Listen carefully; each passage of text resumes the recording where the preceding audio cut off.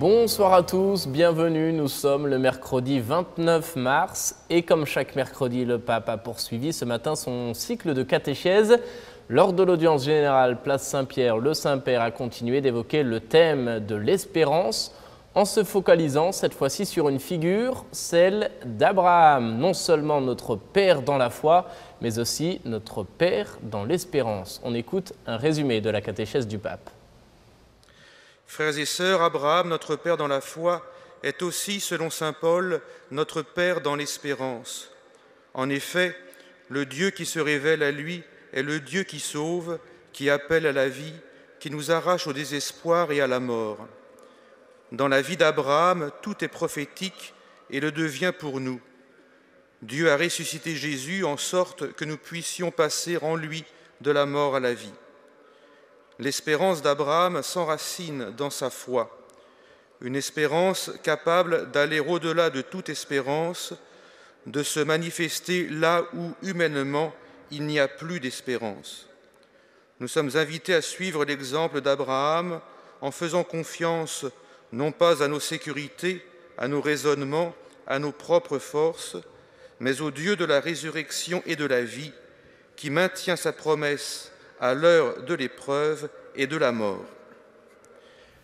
Les évêques du Canada en visite au Vatican. Après la visite ad limina des évêques de l'Atlantique, c'est maintenant au tour des évêques de l'Ouest.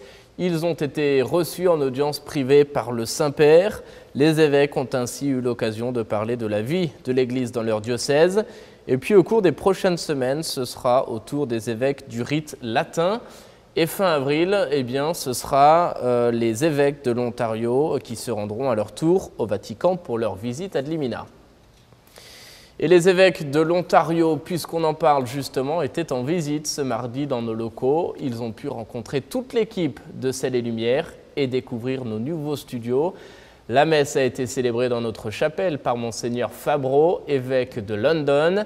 La célébration a été suivie par un cocktail et un dîner. Ce fut donc l'occasion pour les évêques de l'Ontario de découvrir de plus près notre mission au service de l'Église. En Ontario, toujours, sachez que le cardinal Collins, archevêque de Toronto, et d'autres responsables religieux ont envoyé une lettre ouverte aux députés du Parlement provincial. Les signataires de cette lettre demandent au gouvernement de l'Ontario d'inscrire dans la loi la protection de la conscience pour les praticiens qui refusent l'administration de l'euthanasie. Le document est accessible dans son intégralité sur le site internet de la CECC. Et puisque nous sommes encore en période de carême, il n'est pas trop tard pour vous procurer les 7 dernières paroles du Christ, un livre du Père Thomas Rosica avec des réflexions qui vous permettront de rentrer davantage dans le mystère de la Passion du Christ. Les 7 dernières paroles du Christ sur la croix ne sont pas seulement des mots, mais ce sont des expressions tirées des 4 évangiles.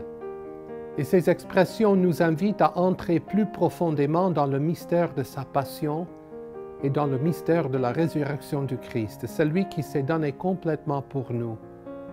Ces expressions sont tirées des 4 évangiles et chaque évangéliste présente une autre image du Christ, une image qui nous rejoint dans nos jours parce que ce n'est pas simplement une histoire du passé, mais c'est une histoire du présent aujourd'hui parce que tant de personnes continuent à souffrir. Et quand vous méditez ce livre, grâce à Novalis au Canada, vous méditez la passion du Christ et vous pourrez vous rejoindre à sa souffrance et connaître que vous ne souffrez pas seul.